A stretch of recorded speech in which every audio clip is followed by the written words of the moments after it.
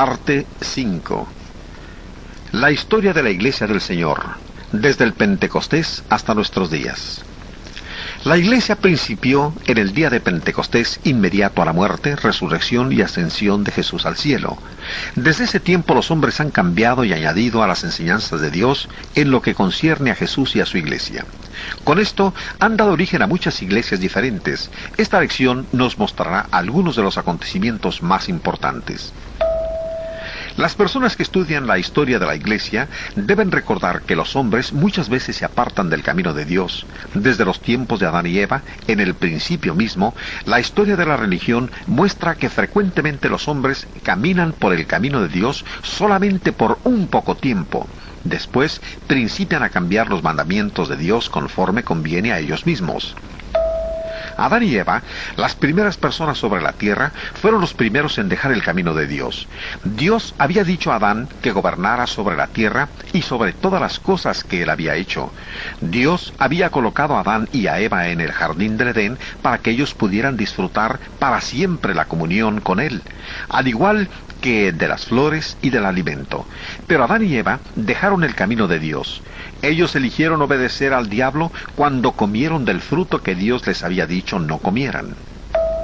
Adán y Eva no pudieron esconder su pecado ante Dios. Debido a que ellos eligieron pecar, Dios quitó su hogar del jardín y sus cuerpos principiaron a morir. Pero lo peor de todo es que ellos fueron separados de Dios, lo cual es la muerte espiritual. Es importante recordar que Adán y Eva perdieron estos preciosos dones porque desobedecieron a Dios y se apartaron de su camino.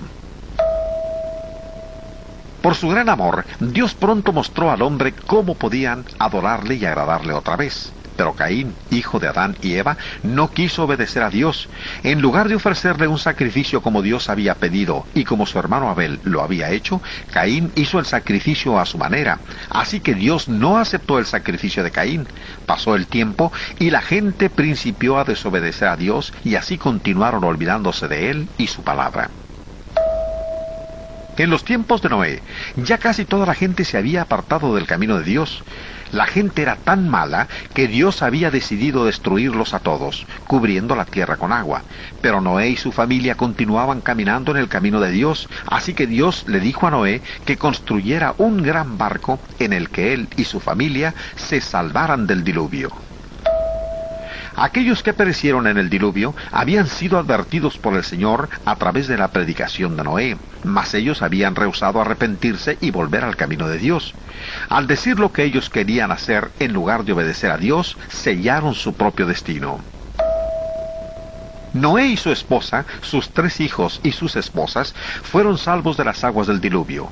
Al salir del arca, se encontraron en un mundo acabado de limpiar. Ellos fueron salvos porque creyeron y obedecieron a Dios. Dios puso el arco iris por señal para todos los hombres de que nunca más destruiría la tierra con agua. Él le dijo a Noé y a su familia que tuvieran hijos y poblaran la tierra. Pero pronto los moradores de la tierra, los descendientes de Noé, decidieron que su camino era mejor que el camino de Dios y principiaron a construir una torre muy alta.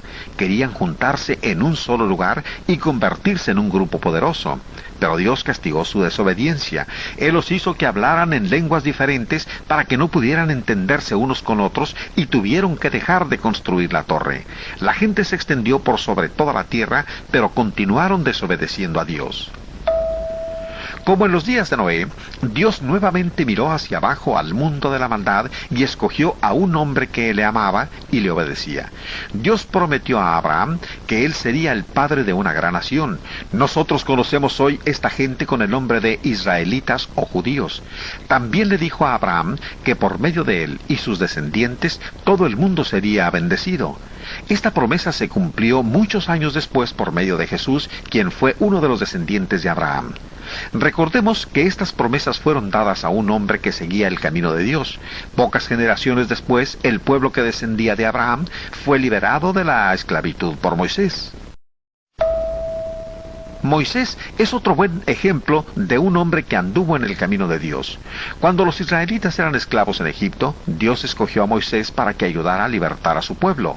Mientras los israelitas eran conducidos a la libertad, decidieron, una vez más, no seguir el camino de Dios. Al mismo tiempo que Moisés estaba en el monte Sinaí recibiendo la ley de Dios, ellos hicieron un becerro de oro para adorarlo como a su Dios. Esta era una violación franca de la voluntad de Dios. En el camino de Dios, la gente debe adorarle a Él solamente.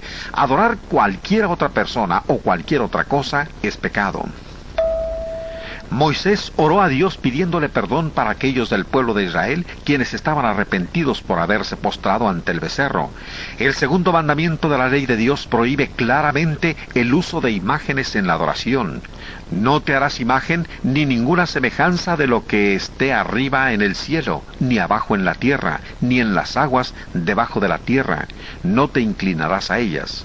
Éxodo 20, 4 y 5. Mientras que Moisés estaba en el monte, Dios le dio también planes detallados para construir una tienda especial donde el pueblo de Israel pudiera adorarle. Esta tienda fue llamada el tabernáculo. Moisés siguió el camino de Dios y construyó el tabernáculo exactamente como se le había dicho. Dios dio también a su pueblo reglas especiales para la adoración. También le dijo dónde obtener el fuego para usarlo en ciertos ofrecimientos. Los sacerdotes Nadab y Abiú desobedecieron a Dios ofreciendo fuego extraño debido a que los dos sacerdotes hicieron el fuego con una madera que Dios no había especificado. Él los destruyó y todos vieron que el camino de Dios debía ser respetado. Durante los 40 años que Moisés guió a los israelitas en el desierto, una y otra vez el pueblo desobedeció a Dios, por lo que antes de morir, Moisés convocó a los israelitas a una reunión y los estimuló a guardar la ley de Dios. Moisés advirtió al pueblo que si ellos dejaban el camino de Dios, muchos males les sucederían, pero cuando guardaron la ley de Dios, tendrían una vida llena de felicidad. Dios dio una ley para ayudar a su pueblo. Él conoce nuestras necesidades mejor que nosotros mismos, ya que es nuestro Creador. Después que murió Moisés, Dios dio la tierra de Canaán a los israelitas. Esta era la tierra que Él les había prometido. El pueblo recibió ciudades que ya habían sido edificadas y campos que ya habían sido cultivados y plantados. Durante el tiempo que el pueblo obedeció a Dios, Él siguió bendiciéndolos y protegiéndolos. Pero pronto el pueblo de Dios principió a adorar dioses falsos. Esto nos muestra nuevamente lo rápido que los hombres se olvidan del camino de Dios. Pero Él continuaba amando a su pueblo. Envió profetas para reprenderlos de sus pecados y advertirles de las consecuencias. Pero la mayoría de los israelitas rehusaron arrepentirse. Después de una larga historia de separaciones del camino de Dios, los israelitas fueron arrastrados de sus hogares en la tierra de Palestina a tierras extrañas, en donde sirvieron como esclavos de sus enemigos. Su tierra quedaba sin cultivarse y su templo destruido. Dios había sido misericordioso y paciente. El pueblo solamente podía culparse a sí mismo de sus terribles sufrimientos. Dios continuó amando a su pueblo, aun cuando ellos estaban en el exilio. Una vez más, Dios envió profetas para animarlos y conducirlos de regreso a Él. Por ejemplo, el profeta Ezequiel predicó al pueblo acerca del amor de Dios y los días bonancibles que vendrían. Algunos del pueblo escucharon, pero muchos continuaron sin arrepentirse. Por esto, los israelitas continuaron siendo esclavos por muchos años. Otro profeta que Dios envió a su pueblo durante el cautiverio fue Daniel. Él oraba porque los israelitas regresaran a Dios y fueran restaurados a sus hogares en la tierra prometida. Finalmente, muchos de los judíos se arrepintieron. Más tarde, Dios dio el poder a otra nación, la cual permitió al pueblo regresar a su tierra natal. Aproximadamente 400 años después de que los judíos habían regresado a sus hogares, Dios envió a Jesús para conducir a la nación judía y a todo el mundo de regreso a Él. Juan el Bautista señaló a Jesús y dijo: «He aquí el Cordero de Dios que quita el pecado del mundo». Juan 1:29. El ministerio de Jesús tuvo su principio entre los judíos. Pero otra vez los judíos desobedecieron a Dios. No quisieron recibir a Jesús, el Hijo de Dios, sino que lo crucificaron. Ellos creyeron que matando a Jesús terminarían con él y con sus seguidores para siempre. Sin embargo, ni aun la muerte podía detener al Hijo de Dios. Dios lo levantó de entre los muertos. En vez de terminar con la vida de Jesús y sus enseñanzas como los judíos habían esperado, su muerte brutal fue la ocasión de su triunfante resurrección. Esta resurrección demuestra que Jesús es verdaderamente el Hijo de Dios y más poderoso que Satanás. Ahora todo estaba listo para que la iglesia de Cristo tuviera su principio y para que el mensaje de Cristo y el amor de Dios pudiera ser proclamado en cualquier parte del mundo. En el principio de la iglesia, Cristo dio su mensaje nuevo testamentario a hombres como Pablo y Pedro. Estos hombres fueron guiados por el Espíritu Santo para escribir la palabra de Dios sin cometer errores. Los primeros cristianos aceptaron estos escritos como sagrados. Así, por el amor de Dios y bajo su dirección, estos escritos han sido preservados y de esta manera tenemos hoy el Nuevo Testamento. Dios nos da sus mandamientos en el tiempo presente, solamente por medio del Nuevo Testamento. Desobedecer el Nuevo Testamento significa apartarse del camino de Dios y rechazar su gran amor. Mientras el Nuevo Testamento estaba siendo escrito, hubo gente que se apartó del camino del Señor. Un hombre y su esposa mintieron a Dios en cuanto a su ofrenda para la iglesia. Cuando Ananías, el esposo, dijo la mentira, fue herido de muerte por el poder de Dios. 3 horas más tarde, su esposa, Safira, dijo la misma mentira y también tuvo el mismo fin. Esto muestra a todos que la gente no debe fallar al andar en el camino de Dios. Recordemos que Dios mostró su camino a los primeros cristianos por medio de la predicación y escritos de hombres inspirados como el apóstol Pablo. Pablo viajó por todas partes predicando la palabra de Dios con valor y convicción. No titubeó al llamar doctrina falsa a cualquier cosa que se enseñaba opuesta a la verdad que él predicaba o escribía. Pablo supo que Dios le había revelado su verdad. Los judíos trataron de evitar que los predicadores de Dios continuaran enseñando más acerca de Jesús. Pablo fue puesto en prisión para evitar que siguiera proclamando a Cristo, pero aún en prisión, Pablo continuó extendiendo la verdad de Dios. El Espíritu Santo guió a Pablo a escribir a las congregaciones de la iglesia y a cristianos en lo individual. Pablo recomendaba que estos escritos fueran leídos en las congregaciones y aceptados como autoridad final. Él sabía que el Espíritu de Dios estaba guiándolo para escribir la verdad de Dios. Pablo escribió a la iglesia en Galacia: «Mas si aún nosotros o un ángel del cielo os anunciare otro evangelio diferente del que os hemos anunciado, sea anatema». Como antes hemos dicho, también ahora lo repito: si alguno os predica diferentes evangelios del que habéis recibido, sea anatema. Gálatas 1, 8 y 9. Esta es la verdad de Dios. Ningún hombre tiene derecho para cambiar principios, mandamientos o prácticas de las que se encuentran en el Nuevo Testamento. Esto incluye a los predicadores, sacerdotes y también a los ángeles celestiales. Cualquiera que cambie la palabra de Dios será anatema. Dios nos ha dado en el Nuevo Testamento el patrón para su iglesia. Jesús inició su iglesia exactamente en la forma que Él quería que fuera. Él, por sí mismo, determinó la forma de adoración, el credo, la regla de fe, la unidad, la organización, los nombres y la misión de su iglesia. La gente que quiera caminar en el camino de Dios debe seguir el Nuevo Testamento, el cual muestra su camino. Las personas que han tratado de cambiar el camino divino del Nuevo Testamento han obtenido como único resultado el inicio de iglesias que son diferentes a la verdadera iglesia de Cristo. No es difícil entender el patrón divino para la verdadera iglesia. Los primeros cristianos lo entendieron. Por muchos años ellos continuaron en la única iglesia iniciada por Jesús. A medida que se establecieron congregaciones en el Imperio Romano, estas fueron organizadas de la misma manera y todos creían y enseñaban la misma doctrina. Pero hoy hay muchos grupos religiosos diferentes, los cuales se conocen como denominaciones. Estos distan mucho de semejarse al patrón de Dios. El patrón de Dios está claro en el Nuevo Testamento. ¿Por qué la gente ha iniciado diferentes denominaciones en vez de aceptar la Iglesia de Cristo? Recordemos que los hombres muchas veces se apartan del camino de Dios. Como siempre, muchos líderes religiosos modernos no están satisfechos de seguir el patrón divino. Aunque ellos creen sinceramente que pueden hacer mejoras en el patrón, están errados. Cuando los hombres no siguen el patrón que Dios da para su iglesia, solamente se tienen como resultados otra iglesia de manufactura humana. Jesús compara la palabra de Dios a la semilla sembrada en un campo. Cuando la palabra de Dios, que es la semilla pura, fue plantada en los corazones de los hombres por los apóstoles en el primer siglo, dio como resultado cristianos solamente, miembros de la Iglesia del Señor. La ley de Dios ha sido siempre que cada semilla produzca fruto conforme a su propia especie. Cuando la simiente pura, la palabra de Dios, es plantada hoy en los corazones de los hombres, produce solamente cristianos, miembros de la Iglesia del Señor.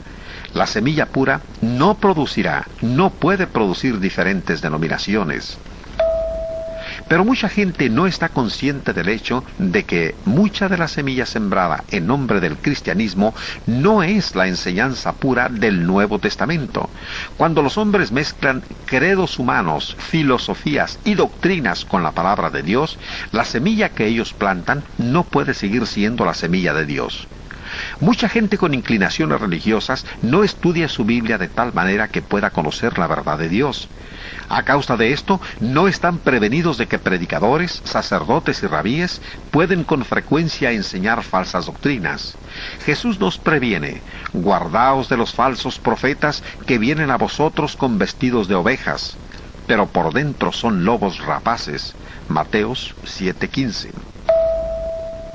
La ley divina de la reproducción dice que cada semilla da origen a una nueva vida semejante a su propia especie. Génesis 1:11.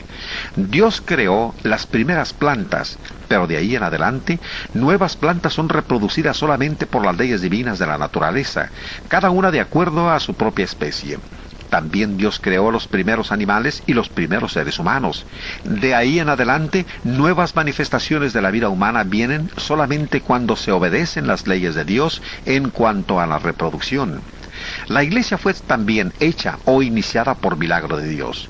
El Espíritu Santo dio a los apóstoles la palabra de Dios. Nuevas vidas espirituales, es decir, cristianos, pueden producirse solamente cuando se obedece la ley de Dios que está en su palabra.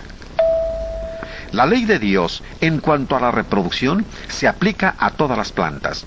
Cuando se siembra una semilla en un campo, produce una planta exactamente igual a aquella de donde vino la semilla.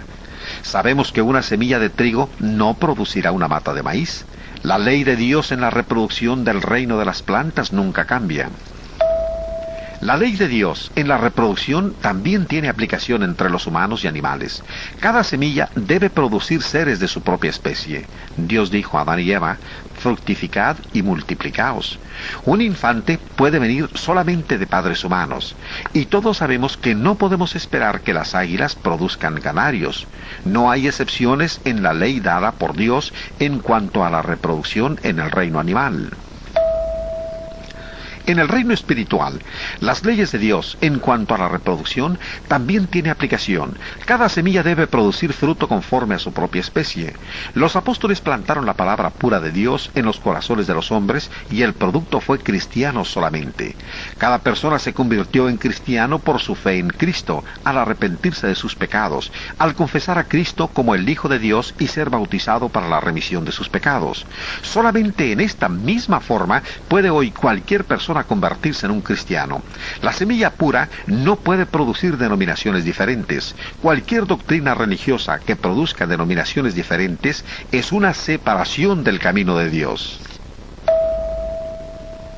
Los miembros de la Iglesia de Cristo continuaron plantando la semilla pura, la palabra de Dios, solamente por un corto tiempo después de que la Iglesia principió. Mientras que la gente siguió el patrón de Dios, todos eran cristianos, creyendo y practicando las mismas cosas. Pero Dios previno a su pueblo diciendo: algunos apostatarán. Primera de Timoteo 4:1. Y también que algunos se apartarán de la verdad. Segunda de Timoteo 4:4. Jesús había advertido: guardaos de los falsos profetas, pero aún así, Pablo encontró ya en su tiempo que algunos querían pervertir el Evangelio. Gálatas 1:7. Algunos principiaron a apartarse de la fe. El primer cambio de importancia se hizo en el gobierno de las iglesias locales. La semilla de esta separación fue plantada por falsos maestros aún durante los días de los apóstoles. El cambio fue gradual, pero por el año 159 después de Cristo, mucha gente se había apartado del patrón de Dios en cuanto a la forma de gobernar una congregación local. Sin embargo, hubo algunos cristianos que siguieron fieles a Dios y a su palabra. De acuerdo al patrón que Dios da en el Nuevo Testamento, Jesucristo es la única cabeza de la iglesia, tanto en el cielo como en la tierra. Mateo 28:18. Cada congregación bajo Cristo, cuando está debidamente organizada, será guiada por los ancianos, quienes son ordenados por Dios para supervisar la iglesia local de la cual son miembros. Hechos 20:28. Diáconos, maestros, predicadores y todos los demás miembros trabajan y adoran juntos bajo la supervisión de los ancianos. Hebreos 13:17. Esto es lo que Dios dispone. ¿Acaso podrán los simples mortales mejorar el plan de Dios? Este cuadro nos muestra cómo la iglesia fue organizada bajo la autoridad de Cristo de acuerdo con su plan. Los círculos representan diferentes congregaciones de la iglesia de Cristo. Cada congregación era dirigida por un grupo de hombres escogidos entre sus miembros. Estos hombres fueron llamados ancianos u obispos, y algunas veces se habla de ellos como pastores. Todavía en nuestros días, los ancianos de una congregación tienen como deber proporcionar dirección para el rebaño y buenos ejemplos para ser seguidos. Ellos deben dirigir sin enseñorearse del pueblo de Dios. Tampoco debe un anciano ser exaltado sobre los demás. Poco después de haber muerto todos los apóstoles, los hombres principiaron a considerar a un anciano mayor que los demás. Ellos llamaron a este anciano el obispo. Este principio, aparentemente inocente, dio origen a una lucha por el poder entre los dirigentes de la iglesia. Opuesto a las enseñanzas de Cristo, los obispos en forma individual principiaron a presidir sobre varias congregaciones en un distrito al cual ellos llamaron diócesis. Con el tiempo, estos llamados obispos, dentro de ciertas regiones, comenzaron a reunirse para discutir problemas que les afectaban a todos. Estas reuniones inocentes en un principio, pronto vinieron a ser lugares donde los líderes religiosos, sin ninguna inspiración divina, hicieron reglas humanas y declaraciones doctrinales para ser impuestas sobre las iglesias. Estas leyes eclesiásticas eran doctrinas y mandamientos de hombres, mas no eran las de Cristo y sus apóstoles. El primer credo humano fue dado. Estos obispos y sus sucesores continuaron aumentando su poder sobre las congregaciones. Finalmente decidieron escribir en una declaración formal lo que ellos requerían que la gente creyera y cómo la iglesia debía ser dirigida. En el año 325 se reunieron en un lugar llamado Nicea y escribieron el primer credo de manufactura humana, el credo de Nicea. Un credo humano está formado por ideas de hombres en cuanto a lo que las personas deben creer y hacer en la religión. Pero Jesús y sus apóstoles ya habían dicho todo lo que los hombres deben creer y hacer para ser salvos. Por lo tanto, el credo de Nicea no pasa de ser un credo humano y no la palabra de Dios. Una vez más, los hombres estaban poniendo sus propias ideas sobre las ideas de Dios. El credo de Nicea fue el primer credo humano que recibió la aceptación general de los dirigentes religiosos en todo el Imperio Romano. Cualquier cristiano que no aceptara este credo recibía el sobrenombre de hereje. La mayoría de la gente aceptó estas doctrinas humanas teniendo muy poco cuidado de lo que Dios dijo. Los concilios eclesiásticos continuaron aumentando su poder hasta que la gente finalmente aceptó un concilio general de alcance mundial como autoridad sobre la iglesia. Esto abrió el camino para que más tarde se nombrara un papa. La gente estaba cada vez más apartándose del patrón original que Dios dio para su iglesia, pero hubo algunos que continuaron andando en el camino de Dios, no estuvieron dispuestos a aceptar credos humanos. El emperador romano Constantino convocó a un concilio para escribir el credo de Nicea. En este tiempo, él todavía no era cristiano, pero simpatizaba con la iglesia y tenía mucha influencia sobre los líderes de esta. Para ayudar a la iglesia, Constantino ordenó que se escribieran a mano 50 copias de la Biblia. Sin embargo, los cristianos no siempre han disfrutado de la simpatía del gobierno oficial. Por ejemplo, antes de que Constantino fuera emperador, los cristianos eran odiados y martirizados hasta la muerte con la ayuda de los gobernantes. El pueblo romano fue testigo de la muerte de muchos cristianos. Jesús había prometido estar con su pueblo hasta el final, por lo que muchos de los cristianos murieron sin miedo. Constantino había notado la serenidad con que los cristianos aceptaban la muerte. Por esto, Constantino llegó a la conclusión de que el amor de Jesús debía ser muy poderoso, puesto que fortalecía a los cristianos para enfrentarse a la muerte con confianza. Él pensó que tal poder sería muy bueno para su imperio. Inmediatamente ordenó que se terminara la persecución de los cristianos, se hizo amigo del cristianismo y ordenó que fuera reconocido como religión oficial del Imperio Romano. Constantino continuó promoviendo el cristianismo para su propio beneficio. A unos de los cristianos les dio puestos elevados en su gobierno y a los obispos de la iglesia les dio la autoridad de jueces. También dejó a la iglesia y a sus dirigentes libres del pago de los impuestos. Después de la muerte de Constantino, las autoridades de la iglesia siguieron aceptando los favores de los gobernantes romanos. A medida que la iglesia estrechaba sus lazos con el gobierno romano, se asemejaba más a éste y se tornaba más y más opuesta a la iglesia pura establecida por Cristo. La influencia de Constantino sobre los dirigentes religiosos se dejó sentir en toda la iglesia. Constantino manipulaba el cristianismo de sus días para la realización de sus propósitos, pero él mismo no fue bautizado sino hasta poco antes de morir. Bajo la influencia de Constantino, los dirigentes de la iglesia comenzaron a cambiar la organización, siguiendo la misma forma en la cual el imperio romano estaba organizado, nombrando un emperador y varios gobernantes subalternos. Después de muchos años, el cambio se hizo completo. La iglesia dejó de ser igual a la que había sido establecida por Jesús, resultando así la iglesia romana. Cuando el gobierno de la Iglesia romana alcanzó su desarrollo completo, resultó ser un gobierno casi idéntico en forma al antiguo gobierno romano. Puesto que Roma era el más importante centro del mundo, el obispo de Roma fue aumentando en poder y prestigio. Finalmente la gente comenzó a aceptar la idea de que el obispo romano era el gobernador único sobre toda la Iglesia. Más tarde el título de Papa fue usado exclusivamente para referirse al obispo de Roma. Este título nunca fue usado, llevado o autorizado por Cristo ni por sus apóstoles.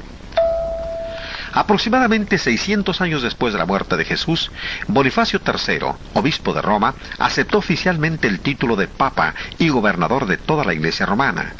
La gente designó a un simple hombre cabeza de la Iglesia. Esta Iglesia fue llamada la Iglesia Católica Romana, dado que se extendía sobre el Imperio Romano.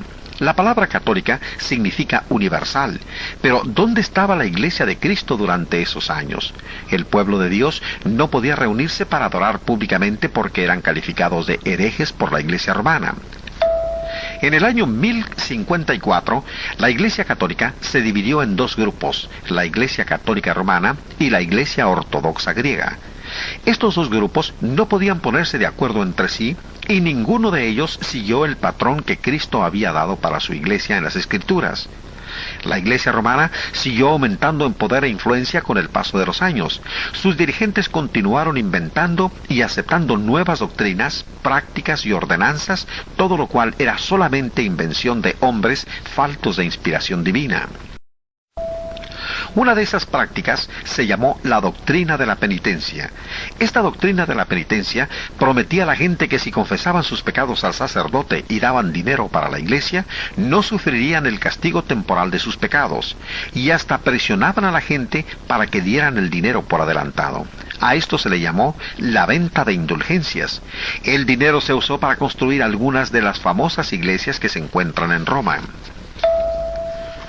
Los dirigentes religiosos, carentes de toda inspiración divina, aceptaron la idea de conceder a los sacerdotes el poder de perdonar los pecados. Se requirió que las personas confesaran sus pecados delante del sacerdote para que pudieran ser perdonados. Sin embargo, la Biblia enseña que todo cristiano es un sacerdote y que Cristo es el único mediador entre Dios y los hombres. Los cristianos que siguen el camino de Dios confiesan sus pecados a Cristo o a algún hermano en vez de hacerlo ante un sacerdote. Jesús nos dio la verdad completa en la Biblia. Doctrinas y prácticas posteriores, tales como el agua bendita, la misa latina, la extrema unción y el celibato, no forman parte de la verdad dada por Dios. Estas doctrinas fueron originadas por hombres faltos de inspiración divina. Debido a que algunas de las doctrinas mencionadas datan de una fecha muy antigua, algunas personas creen que tales doctrinas tienen su base en la Biblia, pero esto no es verdad. En 1 de Timoteo 4, 1 al 3, la palabra de Dios hace una advertencia, pero el Espíritu dice claramente que en los postreros tiempos algunos apostatarán de la fe, escuchando espíritus engañadores y a doctrinas de demonios, por la hipocresía de mentirosos que, teniendo cauterizada la conciencia, prohibirán casarse y mandarán abstenerse de alimentos que Dios creó para que con acción de gracias participasen de ellos los creyentes y los que han conocido la verdad. Fíjese bien que el Espíritu Santo dice que las doctrinas de prohibir casarse y la abstención de las viandas son doctrinas de demonios. Con esto queda demostrado que las Escrituras se oponen a la introducción de doctrinas no inspiradas divinamente, aun cuando hayan sido aprobadas por quienes son considerados como autoridades de la Iglesia. Los dirigentes religiosos de los que estamos hablando supieron que sus tradiciones no tenían base bíblica. Por esta razón, no querían que la Biblia cayera en manos de los creyentes. Durante la Edad Media, y aún después, las autoridades recogían y destruían los ejemplares de la Biblia que estaban en poder de algunas personas. Aunque hubo algunos líderes católicos que no llegaron a ese extremo, sin embargo, ninguno de ellos se atrevió a animar a la gente a leer la Biblia. Ellos juzgaban que el clero católico era el único con el derecho de interpretar la Biblia. Ellos no querían que el hombre del pueblo tuviera una Biblia para leerla por sí mismo. Pero la gente de diversas naciones deseaba que la Biblia estuviera escrita en su propia lengua para leerla. Ellos mismos, este deseo universal tan fuerte, propició la llegada de los movimientos religiosos del siglo XVI, los cuales tradujeron la Biblia al lenguaje del pueblo. La Iglesia romana hizo todo lo posible para evitar que la Biblia llegara al hombre común. Encarcelaron a muchos de los hombres quienes trabajaban en la traducción de la Biblia para que la gente la pudiera leer. Muchos fueron condenados a muerte. Juan Wycliffe fue uno de los primeros hombres que tradujo la primera Biblia al inglés. Años después de que Wycliffe había muerto, el Papa Martín V de la Iglesia Católica Romana ordenó que sus huesos fueran desenterrados y quemados y que sus cenizas fueran esparcidas en el río Swift. La Iglesia Católica hizo esto para manifestar su desprecio y disgusto manifiesto hacia el hombre que había dado la Biblia al pueblo. Había solamente unos pocos ejemplares de la Biblia durante esos días. Quienes poseían una Biblia se sentían muy afortunados y bendecidos, pero dado a la persecución de las autoridades de la Iglesia, tenían que leer y estudiar sus Biblias en secreto. Llegaron así a descubrir que muchas de las doctrinas y prácticas de la Iglesia romana no seguían el camino de Dios. La gente estaba inquieta en todas partes y listos para hacer un cambio en la religión. A principio del siglo XVI, un sacerdote católico de nombre Martín Lutero instó, sin éxito, a los dirigentes de la Iglesia Católica para reformar la Iglesia. Él retó a los eruditos católicos para debatir con él cualquiera de las 95 proposiciones en las que se señalaban los errores del catolicismo.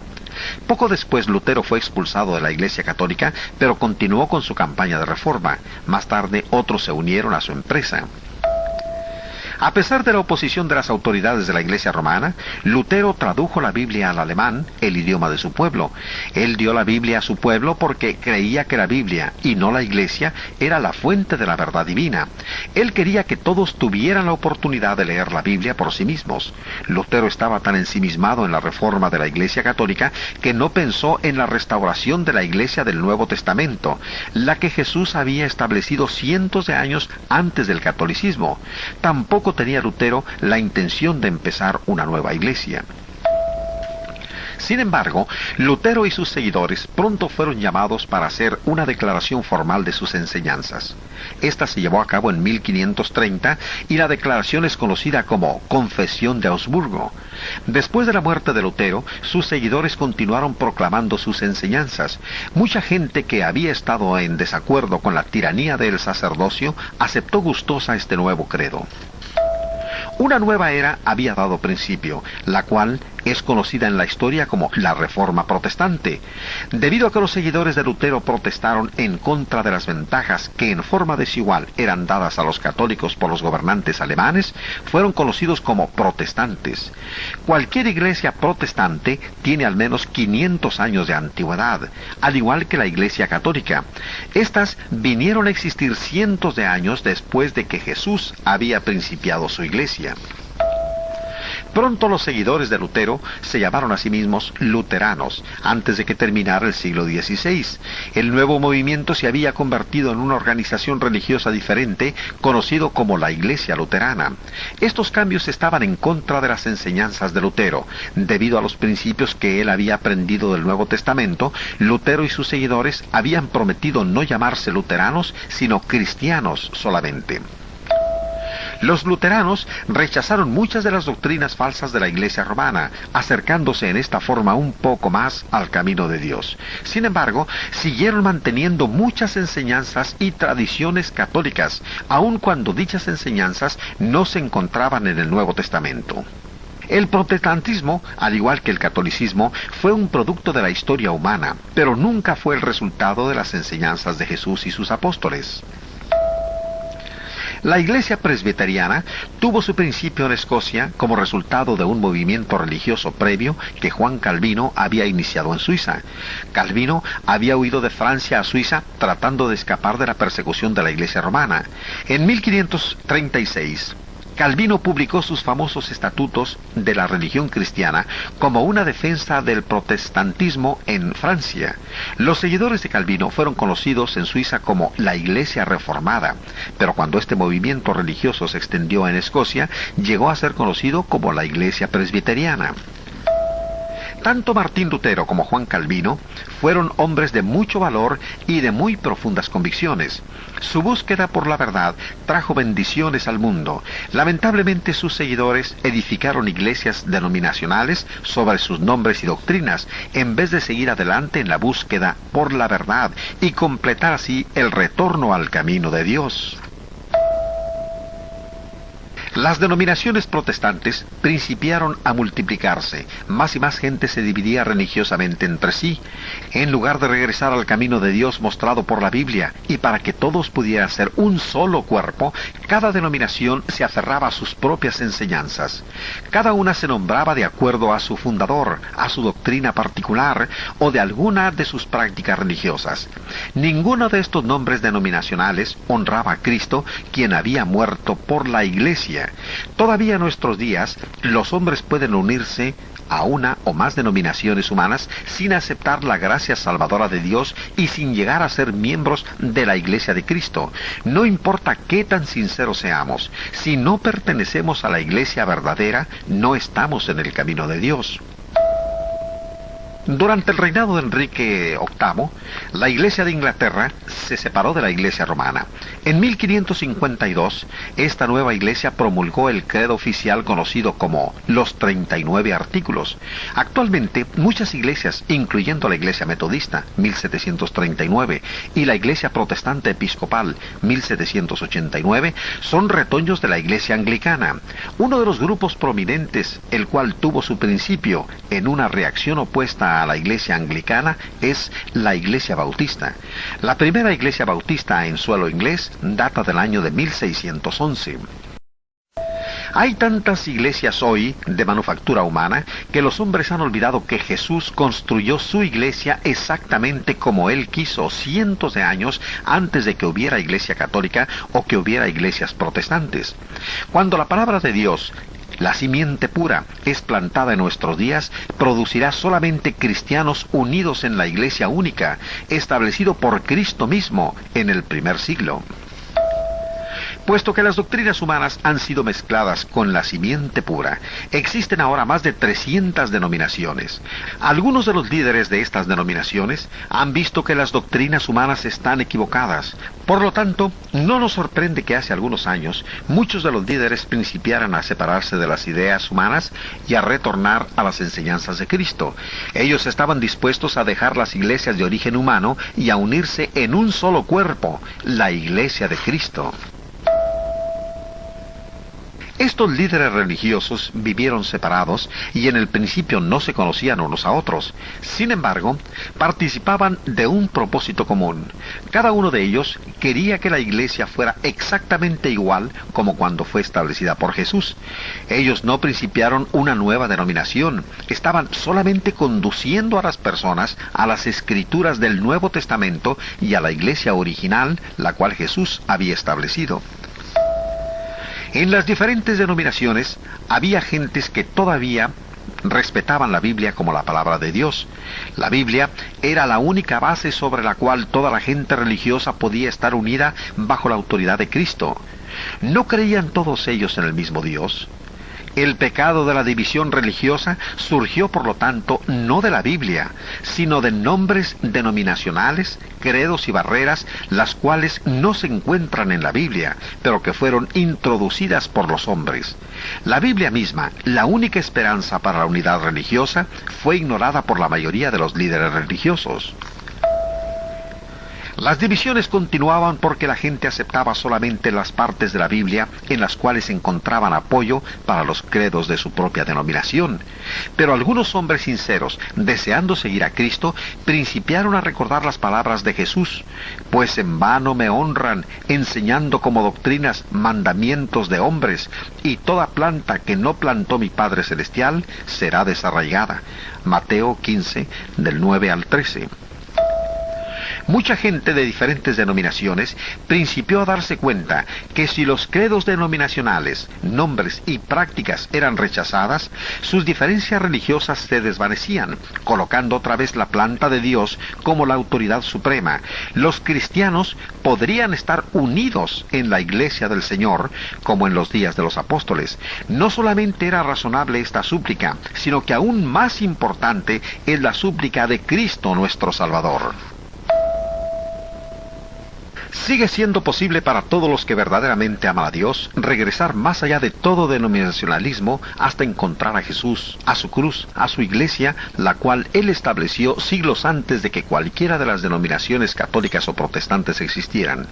Este llamado que nos hace la Biblia no requiere que la persona tenga que someterse a los imperativos de persona alguna o de algún grupo religioso.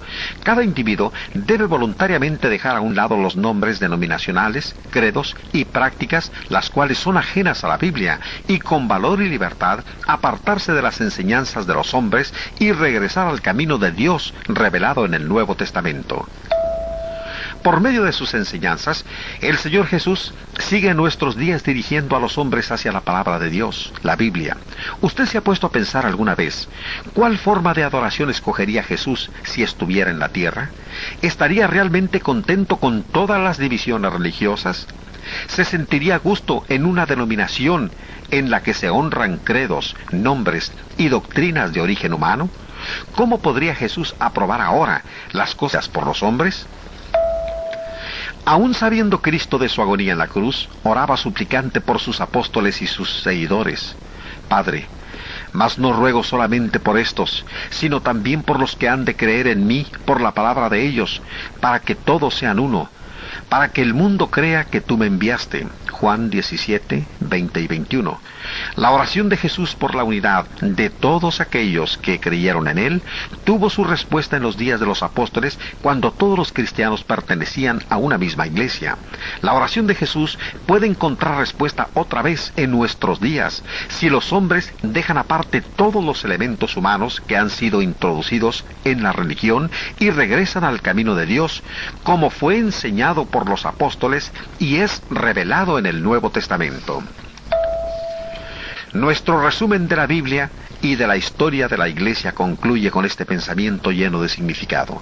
En nuestros días, gente de todo el mundo está principiando a darse cuenta de la gran importancia por la unidad y del llamado de la Biblia a practicar el cristianismo puro del Nuevo Testamento.